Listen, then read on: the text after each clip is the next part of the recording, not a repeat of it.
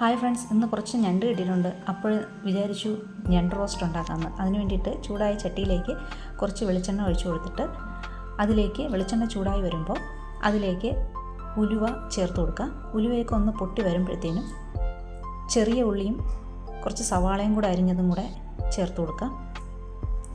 എന്നിട്ട് നല്ലോണം ഒന്ന് ഇളക്കി കൊടുക്കുക.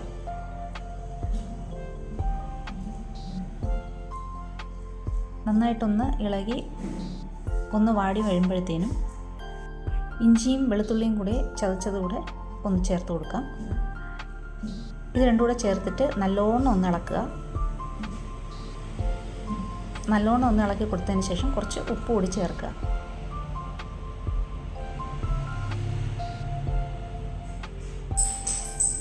കുറച്ച് പച്ചമുളക് അരിഞ്ഞത് കൂടെ ഇതിലൂടെ ചേർക്കുക. ശേഷം മസാലകളായ മുളക് പൊടി 1.5 ടീസ്പൂൺ, മല്ലിപ്പൊടി 1/2 ടീസ്പൂൺ, മഞ്ഞൾപ്പൊടി ഒരു 1/2 ടീസ്പൂൺ ഇത്രയും ചേർത്ത് കൊടുക്കുക. ഇത്രയും ചേർത്ത് കൊടുത്തതിന് ശേഷം നന്നായിട്ടൊന്ന് ഇളക്കി കൊടുക്കുക. അപ്പോൾ ഇതെല്ലാം കൂടെ നന്നായിട്ടൊന്ന് വഴണ്ട് വരുമ്പോൾ ഇതിലേക്ക് കുറച്ച് കുരുമുളകും നല്ല ജീരകവും കൂടെ ചതച്ചത് ചേർത്ത് കൊടുക്കുക. നല്ല ജീരകം എന്ന് പറയുന്നത് പെരുംജീരകമാണ്. 2 തക്കാളിപ്പഴം ചെറുതായിട്ട് അരിഞ്ഞതുകൂടെ ചേർത്ത് കൊടുത്ത് നന്നായിട്ടൊന്ന് ഇളക്കുക. അതിനുശേഷം തിളപ്പിച്ച വെള്ളം ചേർത്ത് കൊടുക്കുക. വെള്ളം ഒന്ന് നന്നായിട്ട് തിളച്ച് വരുമ്പോഴത്തേക്കും അതിൽ കഴുകി വൃത്തിയാക്കി വെച്ചിരിക്കുന്ന ഞണ്ട് ചേർത്ത് കൊടുക്കുക. എന്നിട്ട് എല്ലാം കൂടെ നല്ലോണം ഒന്ന് ഇളക്കി കൊടുക്കുക.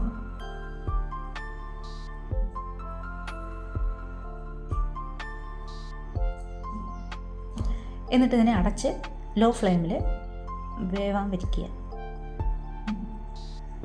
കുറച്ച് നേരം കഴിഞ്ഞിട്ട് അടപ്പ് തുറന്ന് നന്നായിട്ട് ഒന്ന് ഇളക്കി കൊടുക്കാം.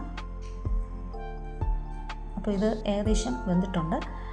അപ്പോൾ നമുക്ക് അതിലേക്ക് കുറച്ച് മല്ലിയില ചെറുതായിട്ട് അരിഞ്ഞതും കുറച്ച് കറിവേപ്പിലയും ശകലം പച്ച വെളിച്ചെണ്ണയും കൂടെ ചേർത്ത് കൊടുക്കാം.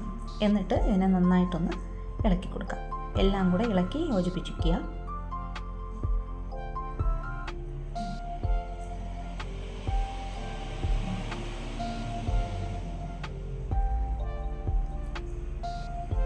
അതിനുശേഷം നമ്മുടെ ലാസ്റ്റ് ഇൻഗ്രീഡിയൻ്റായ ഗരം മസാല പൊടിയും കൂടെ ചേർത്ത് കൊടുക്കുക. ഇതുകൂടെ ചേർത്ത് നല്ലോണം ഒന്ന് ഇളക്കി കുറുക്കിയെടുക്കുക.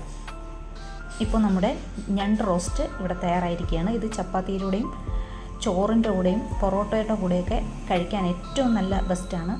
നല്ല ടേസ്റ്റാണ് കേട്ടോ. ഇതുപോലെ നിങ്ങൾ ഉണ്ടാക്കിയിട്ട് കമൻറ്റ് ബോക്സിൽ കമൻറ്റായി അറിയിക്കുക. Okay, by.